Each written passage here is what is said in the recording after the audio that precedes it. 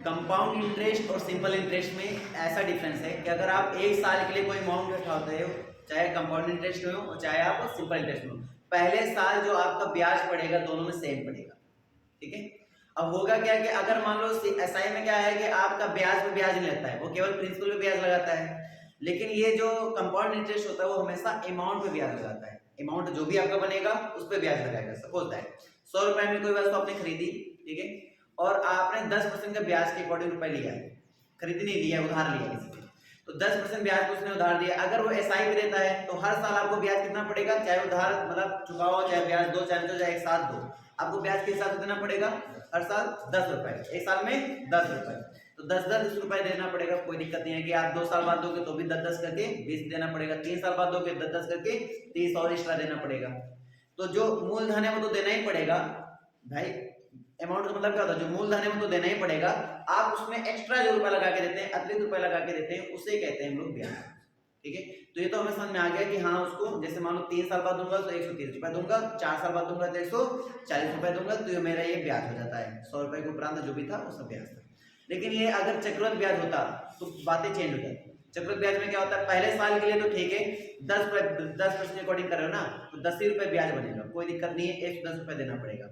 लेकिन किसी कारणवश से आप एक साल ब्याज नहीं दे पाते तो 10% का 10% भी लगेगा, तो 1 रुपए हुआ उसका।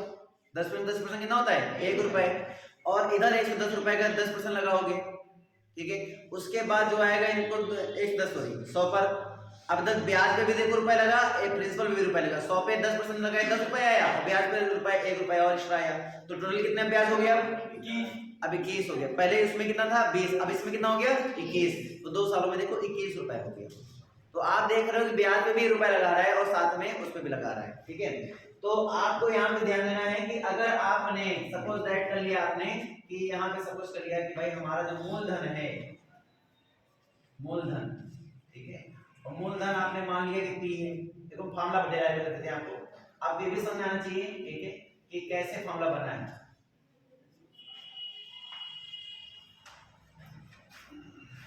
A equal to P into 1 plus R by 100 whole power n।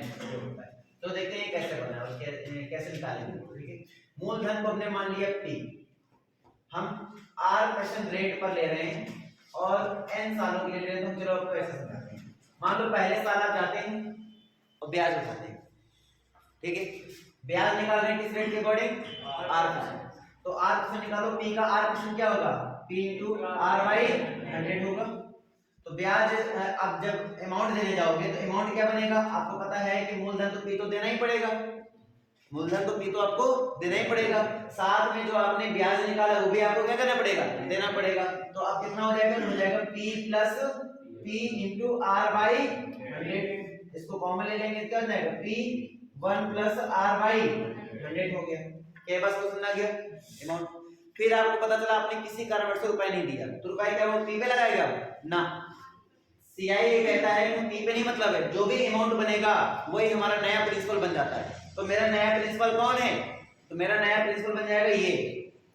Clear हुआ, अब ये नए प्रिंसिपल की तरह कार्य करेगा। अब ये इस पर ब्याज लगेगा, कितना ब्याज लिया था मैंने R%, तो इस पर R% लगाएगा, तो इस पे नया प्रिंसिपल बन चुका मेरा। ठीक है, अब इस पे R% भी लगा दो, तो इस पे जब R% लगाओगे तो कितना हो जाएगा R बाई 100। ध्यान रखना इस पर मैं R% लगा रहा हूं, ठीक है, तो R बाई 100 हो जाएगा। कितना बन जाएगा बेटा, कितना बन जाएगा, ये फर्स्ट ईयर के लिए था, ये फर्स्ट ईयर। अब यहाँ सेकंड ईयर की बात करने वाले हैं, ठीक है, तो हो जाएगा अमाउंट इक्वल टू बन जाएगा प्रिंसिपल। अब ये बन गया, तो इसमें प्रिंसिपल में 1 प्लस R बाई 100 में कितना जोड़ देंगे बेटा, ये पूरा नया क्या बन जाएगा, ये नया ब्याज बन जाएगा। क्या बन जाएगा, नया ब्याज। तो ये नया प्रिंसिपल में इस पूरे ब्याज को जोड़ देंगे, तो क्या हो जाएगा P 1 plus R by 100 into R by 100, दोनों में कॉमन क्या हो जाएगा बेटा, P 1 plus R by 100 common हो जाएगा। तो आप देख पा रहे हैं क्या बनेगा, 1 प्लस R बाई 100 बनेगा। आप ये देख, अब मान लो क्वेश्चन यही पे देखना, फॉर्मूले बनाने सीखने से क्या फायदा मिलता है।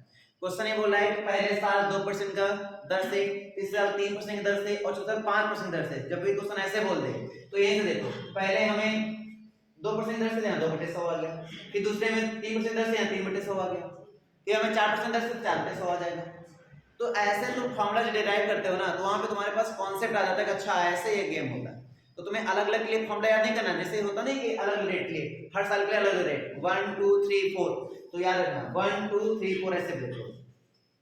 नेक्स्ट मेरी क्या बात, अब यहाँ क्या सभी में रेट सेम लगा रहे हैं, इसमें भी R/100 लगाया, इसमें भी R/100 लगा रहा हूँ क्योंकि रेट मेरे लिए सेम है।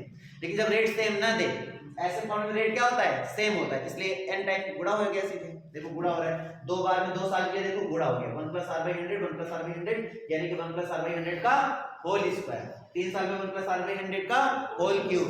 इस तरीके से यही बनेगा, पक्का बनेगा, ठीक है। तो इससे हमें एक सीख और मिल रही है, अगर रेट चेंज कर देगा कि पहले साल लगाऊंगा मैं 5% दर से, फिर दूसरे साल आ गया 10% की दर से, तीसरे साल आ गया 4% की दर से, तो जहां मैं R/R लिख रहा हूं वहां एक बार में क्या आएगा 5/100 आएगा, दूसरे में क्या आएगा 10/100 आएगा, फिर जो भी आएगा है ना उतना आप करते चले जाओगे। नेक्स्ट में आ रही क्या बातें आ रही ना, किसी को डाउट इस बात पे? तो डेरिवेशन सीखने से फायदा होता है।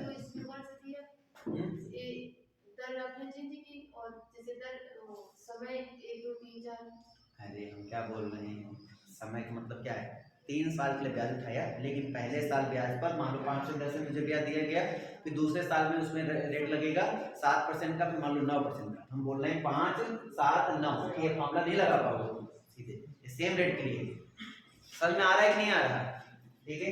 ये हो जाएगा क्या, हो जाएगा P1 + R/100 का होल स्क्वायर। तो दूसरे साल में देखो होल स्क्वायर आ गया। इस तरह आप अगर करते करते चले जाओ, अगर आप करते करते चले जाओ, तो अगर मैं n ईयर के लिए उठाया और रेट मेरा सेम ही चल रहा है, रेट मेरा कितना है 8% का ही रेट है, तो मेरे पास अमाउंट क्या बनेगा बेटा, तो P इंटू, अब सोचो एक में 1 पावर आई थी, 2 में 2 पावर आई, 3 में 3 आएगी, तो n में कितनी आएगी बेटा, n आ जाएगी, तो P इंटू 1 + R/100 का होल पावर n, ये मेरा फॉर्मूला है। क्या ये बात समझ में आ गई, क्लियर नहीं क्लियर? तो इस तरीके से होगा। अब यहीं से कॉमन सा लगा दो, अगर मैं इसी में आपको थोड़ा सा ये भी समझा दूं, थोड़ा मिटा रहा हूं समझा, मैंने कहा कि पहले साल में R1 रेट पर उठाया आपने, दूसरे साल में आपने R2 रेट पर उठाया, तीसरे साल में आपने R3 रेट पर उठाया, इस तरह से आप चलते चलेंगे। तो यहाँ पे इसका अमाउंट क्या बनेगा, ध्यान देना, अमाउंट प्रिंसिपल पे लगता है, पहले हमने लगाया 1 + R1/100 लगा दिया, फिर मैंने लगाया 1 + R2/100 लगा दिया, फिर मैंने लगाया 1 + R3/100 लगा दिया, और इस तरीके से करते हुए चले जाना। अभी कहानी समझ आया जो समझा रहे कि नहीं आई, आ गई ना? तो बस यही आपका तरीका, ये अमाउंट आता है, अमाउंट मतलब जो रुपए देना हो तब वो आता है, ब्याज नहीं आता है। अगर ब्याज मुझे निकालना पड़ा तो मैं ब्याज कैसे निकालूंगा, तो ये अगर इतने में लिया था और इतने में दे रहा हूं, भाई इतना रुपए लिया था और रुपए में इतना मुझे देना पड़ रहा है, तो ब्याज कितना पड़ गया, तो ब्याज निकालने के लिए अमाउंट में, यानी कि मिश्र धन इसको बोलते हैं, मिश्र धन में मूलधन क्या कर देंगे, माइनस कर देंगे, तो आपको क्या पता चल जाएगा, ब्याज पता चल जाएगा, तो इससे हमें ब्याज नहीं निकाला। क्या ये बात सब क्लियर है? किसी को कोई भी डाउट हो, कॉन्सेप्ट में कोई भी दिक्कत आ रही है तो बता दीजिए। ये याद रखना, ये ईयरली मैं काम कर रहा हूँ, ना कि क्वार्टरली, ना मैं तिमाही ना छमाही, ठीक है, ना एक चौथाई। अभी एक काम सारा चल रहा है किसमें, सालाना में चल रहा है, यानी कि 1 साल के तक। सभी को समझ में आ गया? चलो किसी कोई कॉन्सेप्ट नोट करना है नोट कर लीजिए, फिर आगे चक्रवृद्धि ब्याज पर उठाना 1000 रुपए 10% की रेट से 3 वर्ष के लिए चक्रवृद्धि ब्याज पर उठाना है, ठीक है। तो सीआई मुझे क्या करना है, सीआई के अकॉर्डिंग मुझे कैलकुलेशन करनी है, आपको अमाउंट भी बताना पड़ सकता है, आपको यहाँ पे सीआई भी बताना पड़ सकता है। अब ध्यान देना कैसे निकालना है। पहला काम है पहले साल का, फर्स्ट ईयर, एकदम सिंपल मेथड, इसको बोलते हैं सिंपल मेथड, सिंपल मेथड। अब इस मेथड की खूबी क्या है बेटा, ध्यान देना, आपने लिया 1000 प्रिंसिपल अमाउंट था, ठीक है, आपने इसमें परसेंट लगाया, कितने परसेंट के अकॉर्डिंग दे रहे हो, 10% अकॉर्डिंग, 10/100, तो प्रिंसिपल अमाउंट पर 10% 100 लगा दिया आपने, ठीक है।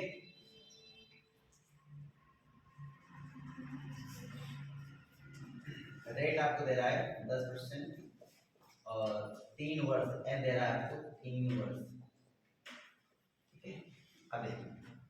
ये किया मैंने फर्स्ट स्टेज में, ये फर्स्ट ईयर के लिए बात कर रहा हूँ, फर्स्ट ईयर।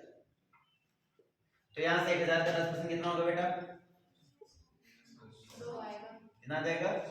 100 आ जाएगा। चलो 100 लिख दिया। अब ये 100 रुपए आ गया, ठीक है। लेकिन ये पता है आपके पहले साल का ब्याज आया, क्या आया है? पहले साल का ब्याज आया। पहले साल का ब्याज आया तो नया अमाउंट क्या बन जाएगा बेटा?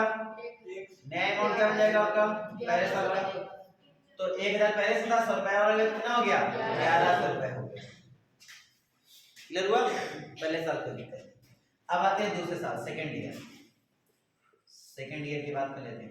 अब सेकंड ईयर गए तो आपने लगाया सर 1000 में रुपए लिया था, अब लेकिन 1000 तो है नहीं, अब कितना हो गया? 1100। तो आपको पता है कि नए अमाउंट पर वो ब्याज लगाता है, तो नया अमाउंट ये बना, इस पर ब्याज लगाएगा।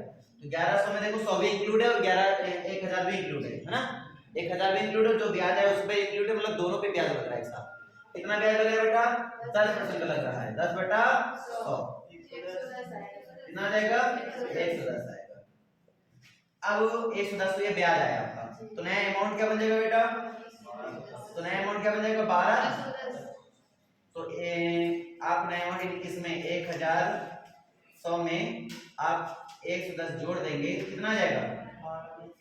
1210 आ जाएगा। अब आपने तीसरे ईयर निकाला, थर्ड ईयर का निकाला, थर्ड ईयर का ब्याज निकाला, वो क्या आ जाएगा बेटा? 1210 में 10% निकालेंगे, कितना हो जाएगा? 121 आ गया इस बार, ठीक है। 121 आया तो कितना हो जाएगा? जोड़ दो इसमें, तो A3 कितना बन जाएगा बेटा इसका? तो 1210 में 121 जोड़ देंगे, कितना आ जाएगा? 1331। अगर वो साधारण देता, समझना मेरी बात, अगर वो साधारण देता, ये सिंपल मेथड है, अगर मैं साधारण निकालता, साधारण, तो आपको पता है कि SI कितना आ जाता है। अब देखना अपने मूलधन से कितना ज्यादा लेकर आया है? 331 रुपए ज्यादा दे रहा है, इसमें 331 क्या पड़ा उसका? ब्याज पड़ा। अगर SI देता तो देखो ब्याज कितना पड़ता, तो SI में ब्याज इसको पड़ जाता P 1000 गुणे 3 गुणे 10/100, 20 खत्म हो जाएगा, 300। सोचो अंतर है दोनों में नहीं है, SI में 300 आया, इसमें कितना आया? 331, तो 31 रुपए का अंतर आ चुका है। CI ज्यादा महंगा पड़ता है, इसीलिए मैंने बताया, तो 31 रुपए का अंतर आ चुका है। अब ध्यान देने वाली बात ये है, अगर इस क्वेश्चन में पूछा CI, तो बेटा ये जो आया ना इसको अमाउंट कहते हैं, तो उसका रुपए मिला, अमाउंट कितना आया उसका? अमाउंट आ गया उसका 1331 आ गया। लेकिन अगर मैं CI पूछूं तो CI अलग चीज होती है। CI में क्या होता है कि आप अमाउंट में इसको माइनस कर दें, प्रिंसिपल को माइनस कर दें, कितना आ जाएगा? 331, इसको CI कहते हैं। कहानी क्लियर हो गया? CI ये होता है। तो जैसे क्वेश्चन बोले वैसा काम करिए। लेकिन अब मैं आपको समझाता हूँ, ये तो था सिंपल मेथड। अब फॉर्मूला मेथड कैसे लगाएंगे? फॉर्मूला मेथड जो होता है हर जगह एप्लीकेबल नहीं हो पाता क्योंकि क्वेश्चन चेंज होते रहते हैं, तो फॉर्मूला मेथड भी आपको लेकिन सीख लो, जहां पे ट्राई हो वहां लगा दो। कहीं फॉर्मूला इजी हो जाता है तो फॉर्मूला लगा देंगे। जैसे मेथड चेंज कर रहा हूं, सेकंड मेथड आ रहा है, इसको बोलते हैं फॉर्मूला मेथड। Formula method. अब इस मेथड की क्या खूबी है? इस मेथड की खूबी है कि भाई साहब आप सीधे लगाएंगे amount equal to P 1 plus R by 100 whole power n। P की वैल्यू कितनी बेटा? 1000। 1 प्लस R, R की वैल्यू कितनी है? 10 बटे 100 गुणे n की वैल्यू 3 है, रख देंगे। तो 1000 है, ठीक है। और देखोगे यहाँ पर 10 11 बटे 10, तो 11 बटे 10 कितने बार लगाना है? 3 बार। तो 11 बटे 10, 11 बटे 10 इस तरह से, ठीक है। तो 1 2 1 2 3 1 2 3, 11 गुणे 11 121 होता है, 121 गुणे 11 कर देंगे, 1 लिख देंगे, 2 1 3 होता है, 2 1 3 होता है, 1 आ जाता है, कितना आ जाता है? 3 13 31, ठीक है। तो ये हमारा अमाउंट बन गया। तो ये फॉर्मूला मेथड हो गया आपका। पसंद आ रही? एक होता है भिन्न मेथड, एक होता है और भी 2 मेथड और है। तो पहले इनको लिख लो, एग्जांपल बेस लिख लो, एक मेथड जो लिख लो, चाहे समझ में आए तो भी लिख लो, नहीं आए तो भी लिख लो, नहीं तो डिस्कस कर लेंगे, उसमें क्या। फ्रैक्शन ब्याज हमेशा जुड़ता है, 100 में ब्याज हमेशा क्या कर रहा है? जुड़ रहा है। तो तुम्हें कॉमन सेंस वाली बात है, प्रिंसिपल अमाउंट पे जैसे हमारे पास ये है, आप अमाउंट निकालना चाहते हो अपना, ठीक है। तो ब्याज हमेशा जुड़ता है, तो 100% पहले से लेकर थे हम, जिसमें 10% तुम्हें और जोड़ देना है, तो 100 में 10 जोड़ोगे ना हो जाएगा 110%, तो 110% पहले साल, 110% होता है बटे 100, ठीक है। अब दूसरे साल भी 10% लग रहा है, रेट सेम है, रेट चेंज होता है, जैसे मान लो इसमें 10 है, इसमें 11 है, इसमें 12, तो उसमें जितना हो उसमें 100 में जोड़ना, 10 है, इसलिए 100 में बार-बार 10 ही जुड़ेगा, समझे, तो 100 में फिर से 10 जोड़ेंगे, कितना हो जाएगा 110 बटे 100, 3 बार है, फिर से 10 जुड़ेगा, फिर सेम रेट है, तो 110 बटे, अब होगा क्या, 2 जीरो से 2 जीरो खत्म, ये जीरो और ये जीरो से ये जीरो खत्म हो जाएगा, और ये दोनों जीरो से ये दोनों जीरो खत्म हो जाएगा, कैलकुलेशन कर लेंगे, आपका आंसर बस बना रही है। नजरिए का अंतर है, इसमें फायदा क्या है, देखना फायदा क्या है इसमें, 1000 जो प्रिंसिपल लिख दिया मैंने, अगर 10% पहले साल 10%, दूसरे साल 15%, तीसरे साल 14%, इस तरह से, तो पहले साल 10% है तो 110 बटे हो जाएगा, दूसरे 15% है 115 बटे 100 हो जाएगा, तीसरे साल 14% है 114 बटे 100 हो जाएगा, कैलकुलेट कर लेंगे आंसर, समझा रही बात, इस तरीके से। तो ये जो मेथड होता है ये सिंपल और इजी भी होता है, कैलकुलेशन आपको लास्ट में वही करनी होती है, तो ये सीधे उसी कैलकुलेशन पहुंचा देता है, लास्ट में ही सीधे पहुंचा देता है और सीधे कैलकुलेशन कर लेते हैं। अब अगर मुझे ब्याज बताना होता, ब्याज, तो ब्याज के लिए हमें क्या करना है बेटा, तो ब्याज के लिए हम प्रिंसिपल को इसमें सब्ट्रैक्ट कर देंगे, तो आपको पता है a माइनस p होता है, a मतलब 1 3 3 1 माइनस कर देंगे 1000, तो आपका आंसर आ जाएगा ना 300। तो इस तरीके से हमें ब्याज भी निकालना आगे, कहानी क्लियर सबको, ठीक। अगला मेथड में बस ये जो भाग है दशमलव एक हो जाता है, उसको गुणा भी नहीं बोल देते हैं, बड़ा भाग भी, वो बकवास है, इसी को सीखो बेस्ट, ठीक है। 3 वर्षों के लिए काम कर रहा हूं,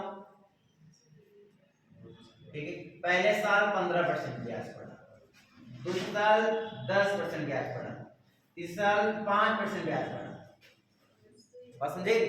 तो अमाउंट बताओ कितना देना पड़ेगा मुझे, अमाउंट निकालना है, ये प्रिंसिपल हो जाएगा मान लो, ठीक है, प्रिंसिपल हो गया, प्रिंसिपल का पहले साल कितना है 15%, तो कितना हो जाएगा 115 बटे 100, दूसरा कितना है 10%, कितना हो जाएगा बेटा 110 बटा 100, तीसरा कितना है 5%, कितना हो जाएगा बेटा 105 बटा 100, समझ आया सबको। अब इसको कैलकुलेट करेंगे आप, तो कितना हो जाएगा 2 जीरो से 2 जीरो आपका सीधे कैंसिल हो जाएगा, ये जीरो से ये जीरो आपका 2 जीरो कैंसिल हो जाएगा, इसको काटेंगे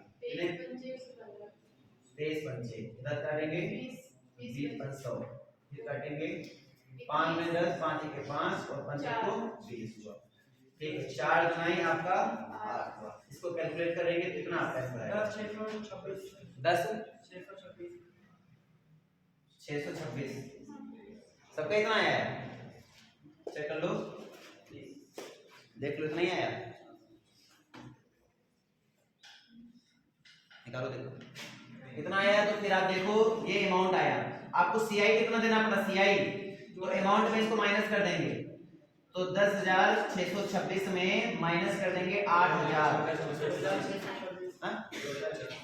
2,626, ये आपको क्या देना पड़ा, ब्याज देना पड़ा। इस तरीके से आप क्वेश्चन को समझ सकते हैं कि कैसे क्वेश्चन लगाना है, क्या ऐसा क्वेश्चन आ गया अगेन।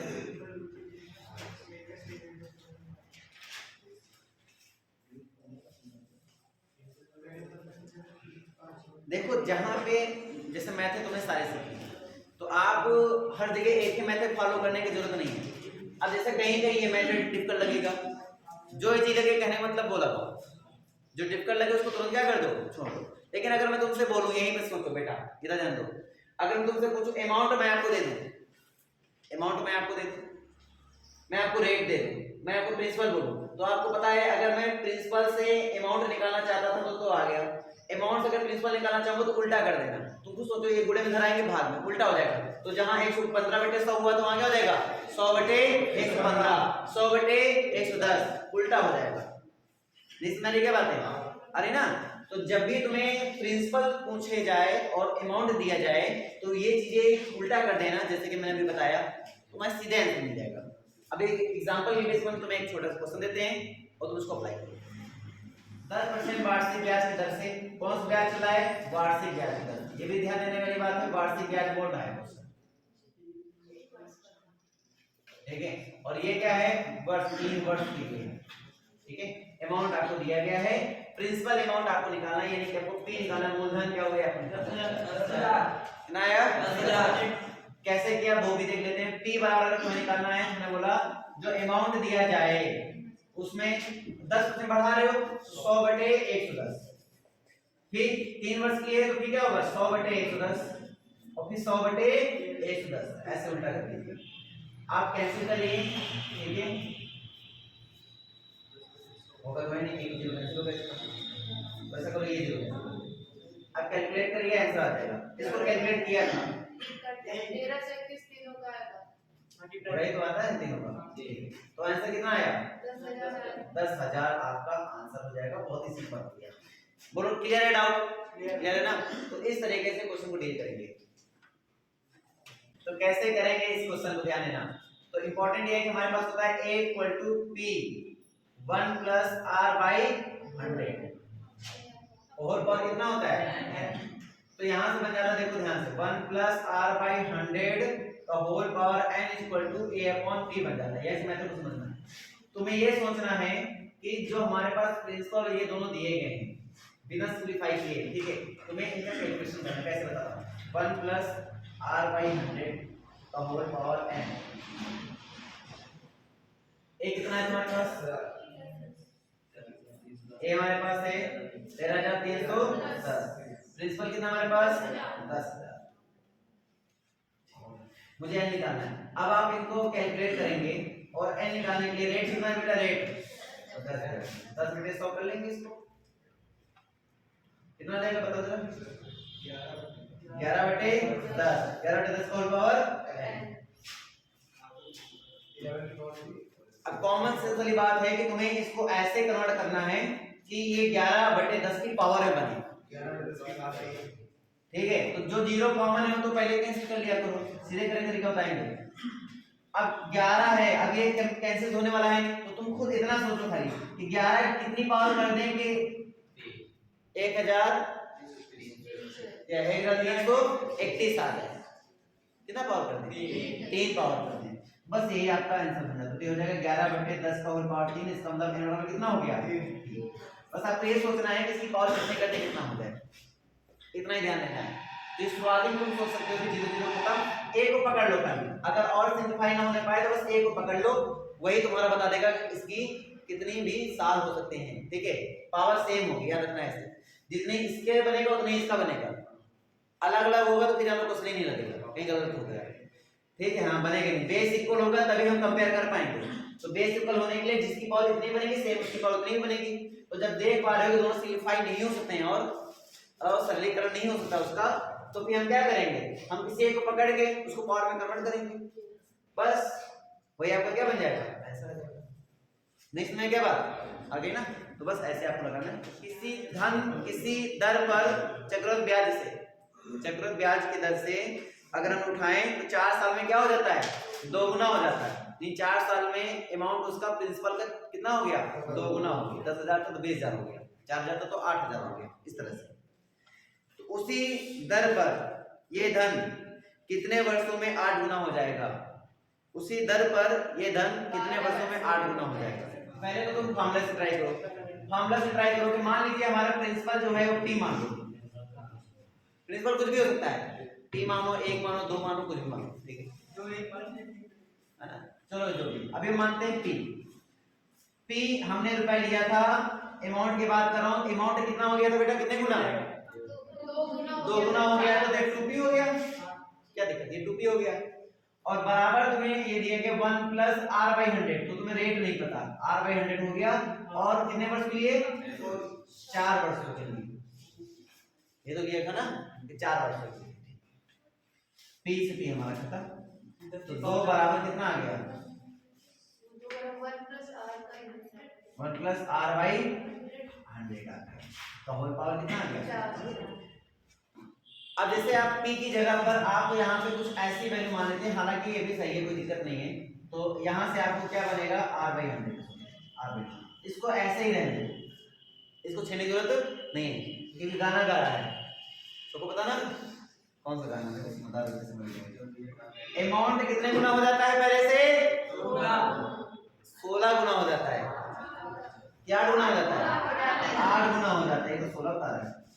8 गुना हो जाता है, तो 8 गुना कर लिया। ठीक है ना, एकदम प्यारा क्वेश्चन है, एकदम सिंपल लगेगा फॉर्मूला करोगे तो भी। और क्या है, सेम रेट पर 1 plus r by 100 whole power n, मुझे वर्ष निकालना है, नहीं पता वर्ष तो निकालना है। क्या ये समझ में आया नहीं आया? ठीक। अब मुझे अगर ये समझ में आया तो ये समझ में आ गया, तो टीसीपी हमारा क्या हो गया, कैंसिल। ये कैंसिल कर दिया हमने, काम हमें तो काट दिया, थोड़ा समझिए। अब इधर 4 बनाने के लिए, मतलब 4 लाने के लिए, 4 लाने के लिए हम क्या करेंगे, दोनों साइड में 4 से क्या कर देंगे, और लेने कोई दिक्कत, 4 आगे नहीं आएगा, सोचने की बात है, बोलो आया नहीं आया, आ गया। और इसका मान तुम्हें पता है कितना है, 2। क्या लिखेंगे इसको, 8 की पावर 4 बराबर इधर कितना है, 2 की पावर n आ गया, 2 पर कितना आ गया, n आ गया। 2 पर कितना बनेगा बेटा इधर, 2 की पावर 2 पर कितना बनेगा, 12 बनेगा, यस सर 12। इधर 2 पर कितना बनेगा, n, कितना हो जाएगा ये, n बराबर 12। बस हो गया। ये इसका एक तरीका है कि ये एक तरीका यूज हो सकता है, ठीक है। दूसरा तरीका क्या पॉसिबिलिटीज है, दूसरा क्या पॉसिबिलिटी, ये तो हम ऐसे लगा दिए, हम ये लगाने वाले नहीं थे वैसे, लेकिन ऐसे लगा दिया ताकि तुम लोग सोचो, अगर हम थिंकिंग पे सोचे तो कैसे ये करना क्या है, जैसे दिया गया है कि 4 वर्ष में, कितने वर्ष में, 4 वर्ष में, वर्ष है वो पावर में पावर गुणा होता है ना, पावर में पावर क्या होता है, गुणा होता है। तो ये देखो 4 वर्ष में कितने बार कितने गुना हो गया, 2 गुना हो गया। कितने वर्ष में कितने गुना हो जाता है, 8 गुना, 8 में तोड़ो जरा, 2 पावर कितनी हो गई। और याद रखना ये तो बेस होता है हमारा, ये हमारा बेस होता है, तो याद रखो ये जो हमारा ये होता है, ये पावर होता है, तो पावर में पावर का आपस में क्या होता है, गुणा होता है, पावर में पावर का क्या होता है, गुणा, वही वर्ष कहलाता है। तो 4 दिया 12, तो 12 वर्ष में हमारा बनेगा इधर। क्या ये बात समझ में आ गई? इस तरह के क्वेश्चन को ऐसे ट्राई करें। क्लियर है, डाउट क्लियर है ना?